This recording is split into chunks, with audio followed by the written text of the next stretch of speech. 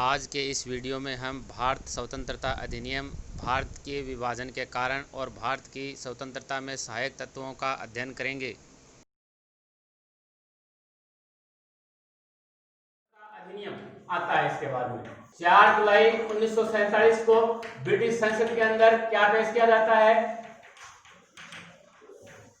भारत स्वतंत्रता अधिनियम। और 18 जुलाई मुख्य तारीख इसमें 18 जुलाई है। 18 जुलाई 1947 को ब्रिटिश सम्राट है उसके ऊपर हस्ताक्षर करते ही भारत स्वतंत्रता अधिनियम बन जाता है और लागू हो जाएगा। इसके बाद में कि 15 अगस्त 1947 के बाद में पहला पॉइंट होता है कि इस दिन के बाद में 2 संघों का निर्माण होगा। कौन से का? पाकिस्तान। पहले भारत लिखते हैं, भारत और पाकिस्तान। अब पाकिस्तान में जो भी क्षेत्र सम्मिलित हो गए हैं उसके अलावा जो ब्रिटिश प्रांत हैं वो सभी किसमें सम्मिलित रहेंगे जी? भारत के अंदर। वो देशी रजवाड़ों वाली बात फिर आ जाती है कि ये जिसमें चाहें उसके अंदर मिल सकते हैं। इसके अलावा हम संविधान की बात करते हैं कि इनको संविधान बनाने का, जो भी भारत पाकिस्तान है इनको अपना संविधान बनाने का अधिकार रहेगा। यानी 15 अगस्त 1947 के बाद में ब्रिटिश सर्वोच्चता इनके ऊपर से समाप्त है। ब्रिटिश सर्वोच्चता कब से समाप्त है? और इन्हें अपना संविधान खुद बनाना होगा इसके बाद में। और इसके अलावा अगर ये 1935 के अधिनियम के तहत जब तक संविधान सभा इनके लिए संविधान नहीं बना देती तब तक ये इस संविधान को अपने यहाँ लागू रख सकते हैं। तो ये क्या है? भारत स्वतंत्रता अधिनियम। इसके तहत देखो आगे फिर चलकर क्या होता है कि भारत, तो देखो इससे पहले हम पाकिस्तान की थोड़ी सी बात कर लेते हैं। 7 अगस्त को जो मोहम्मद अली जिन्ना है वो पाकिस्तान चले जाते हैं, कराची। 11 अगस्त को वो वहां पर राष्ट्रपति बन जाते हैं और 14 अगस्त को वो गवर्नर जनरल बन जाते हैं। क्योंकि इसके अंदर जो ये भारत स्वतंत्रता अधिनियम है कि दोनों को गवर्नर जनरल बनाना होगा, ठीक है। तो यहाँ पर ये गवर्नर जनरल ये बन जाते हैं और लियाकत अली यहाँ पर प्रधानमंत्री बन जाते हैं। ये लियाकत अली जो ये अंतरिम सरकार बनी थी यहाँ पर, इसके अंदर इनको वित्त मंत्री बनाया गया था और ये कारोबारियों और व्यापारियों पर बहुत सारा कर लगा देते हैं, यानी उनको तो वहां पर बाधा पहुंचानी थी। और यही लियाकत अली आगे चलकर इस समय 14 अगस्त 1946 को 1947 को क्या बनते हैं? ये पाकिस्तान के पहले प्रधानमंत्री बनते हैं। और दूसरी तरफ हम भारत की बात करें, भारत के गवर्नर जनरल हैं वो कौन बनते हैं? Lord Mountbatten. और प्रधानमंत्री कौन बनते हैं? जवाहरलाल नेहरू। कौन बनते हैं? ये तो नहीं जानता क्या? जवाहरलाल नेहरू। अब इस समय ये व्यक्ति जो है मोहम्मद अली जिन्ना, ये अपने विचार रखते हैं कि हमने पतंगों से जर्जरीकृत पाकिस्तान को सिर कटे और जर्जरीकृत पाकिस्तान को स्वीकार किया है। जिन्ना के शब्द है ये।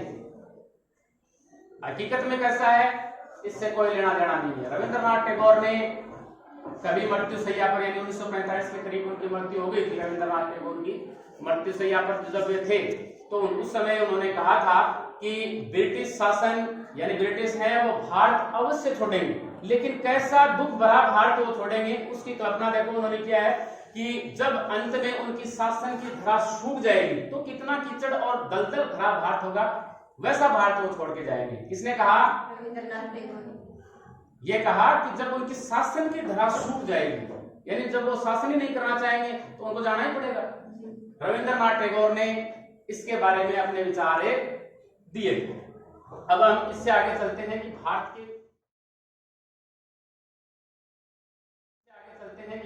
के विभाजन के कारण क्या है। मुस्लिम लीग और मोहम्मद अली जिन्ना पहले व्यक्ति रहेंगे। दूसरा, इसके अंदर अंग्रेजों की वोट डालो की नीति। तीसरा पॉइंट इसके अंदर रहेगा सैनिकों का विद्रोह।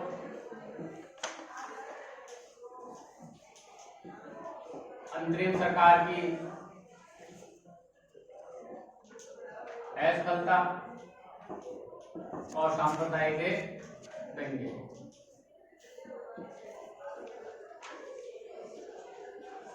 इसके बारे में तो अपन चर्चा कर चुके हैं पहले। मुस्लिम लीग इस प्रकार से क्रांति 1930 का जो इलाहाबाद का अधिवेशन होता है उसमें पहले कह देते हैं कौन कह देते हैं सर मोहम्मद इकबाल की जो पश्चिमोत्तर जो सीमा प्रांत है उसका एकमात्र हमें नियति क्या प्रतीत होती है कि वो क्या बनाना चाहते हैं, एक मुस्लिम बहुल्य प्रांत का निर्माण कराना चाहते हैं। फिर 1934 के अंदर जो चौधरी रहमत अली हैं वो पहली बार पाकिस्तान शब्द का सुझाव देते हैं। 1937 में फिर चुनाव होते हैं, चुनाव में कांग्रेस विजयी होती है, मुस्लिम लीग लगभग हार जाती है, लेकिन कांग्रेस मुस्लिम लीग का प्रस्ताव संयुक्त सरकार बनाने का स्वीकार नहीं करती है और 1937 में फिर मुस्लिम जनसंपर्क अभियान लागू करते हैं जवाहरलाल नेहरू, इससे भी खींच जाती है मुस्लिम लीग। और फिर जब वो अपने मंत्रिमंडल से इस्तीफा दे देते हैं कांग्रेस वाले, तो फिर 22 दिसंबर 1946 को वो क्या मनाते हैं, 39 को क्या मनाते हैं, मुक्ति दिवस। जब कांग्रेस अपने मंत्रिमंडल से इस्तीफा देती है तो क्या मनाते हैं, मुक्ति दिवस 22 दिसंबर 1939। और फिर 23 मार्च 1940 के अंदर जो लाहौर अधिवेशन है उसमें वो पाकिस्तान शब्द को पाकिस्तान नाम यानी पाकिस्तान नाम से द्विराष्ट्र का सिद्धांत को प्रतिपादित करते हैं। इस प्रकार से मोहम्मद अली जिन्ना और मुस्लिम लीग कांग्रेस भारत के विभाजन के लिए उत्तरदायी है। कि हिंदू महासभा और आरएसएस राष्ट्रीय स्वयंसेवक संघ भी इसके लिए उत्तरदायी था। 2 व्यक्तियों का नाम है इसमें, यहाँ पर सावरकर और हेगड़ेवार का। अब हम बात करते हैं अंग्रेजों की फूट डालो और राजद्रोह की नीति। इसके तहत देखो इन्होंने क्या किया था कि जो 1909 का अधिनियम है, 1909 के अधिनियम के तहत इन्होंने पृथक निर्वाचन मंडल किसको दे दिया था, मुस्लिमों को उनकी जनसंख्या के अनुपात से, यानी जो इनकी जनसंख्या थी उनसे अधिक प्रतिनिधित्व इनको दिया गया था।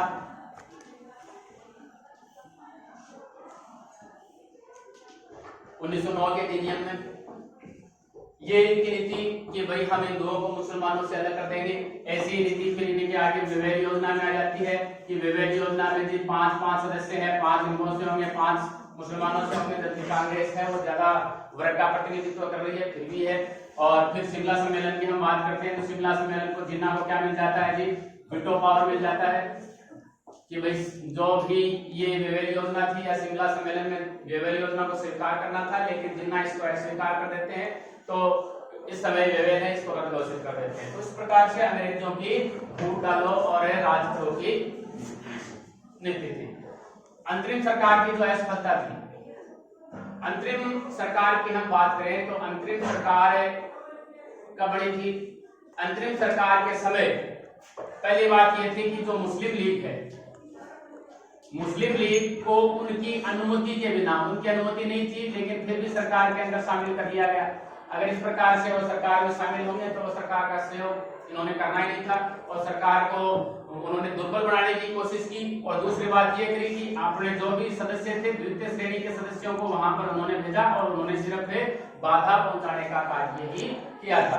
सांप्रदायिक दंगे की हम बात करें, सांप्रदायिक की यानी सीधी कार्यवाही, उसमें आप इसे कह सकते हैं कि इसमें इन्होंने क्या बनाया जी, सीधी कार्यवाही इन्होंने इस समय बनाया था। और अंत में इसको सांप्रदायिकता को पहले तो देखो जो ब्रिटिश सरकार है इन्होंने एक हथियार के रूप में लिया हिंदुओं के खिलाफ, लेकिन कालांतर में यही इसके लिए अबूझ पहली बन गई क्योंकि इससे शासन और कानून व्यवस्था एकदम डावाडोल स्थिति में पहुंच गई थी। ये जो भी इनके पुलिस अधिकारी हैं चाहे और अन्य अधिकारी हैं उनके ऊपर ही हमले होने शुरू हो गए तो ये इनको रोक नहीं पाते। फिर हम बात करते हैं अगले चरण की तरफ कि भारत को, देखो अगर हम एक नाम की बात करें तो भारत वर्षों से भारतीयों ने जो संघर्ष, त्याग और बलिदान किया उसका परिणाम था। लेकिन इसके अलावा इस समय की स्थिति इस प्रकार से हो गई थी, वो स्थिति भी जिम्मेदार थी। स्थिति किस प्रकार की हो गई थी कि जो भारत की स्थिति है वो एकदम डावाडोल हो गई, अराजकता की स्थिति आ गई। सैनिक हैं वो विद्रोह कर रहे थे, किसका साथ है अंग्रेज, इसलिए उन्हें विभाजन की योजना को स्वीकार करना पड़ा। और दूसरी बात यह थी कि जो ब्रिटिश सरकार, अभी अपन ने चर्चा करी थी क्लेमेंट एटली की, कि ब्रिटिश सरकार ने इससे पहले जो क्लेमेंट एटली की सरकार थी उसने घोषणा कर दी थी कि हम जब भी बढ़ेंगे तो भारत की जो भी समस्या है उसका हम समाधान कर देंगे। तो यहाँ पर हम बात करते हैं ब्रिटेन की स्थिति। पहला पॉइंट इसमें रहेगा द्वितीय विश्व युद्ध के बाद में।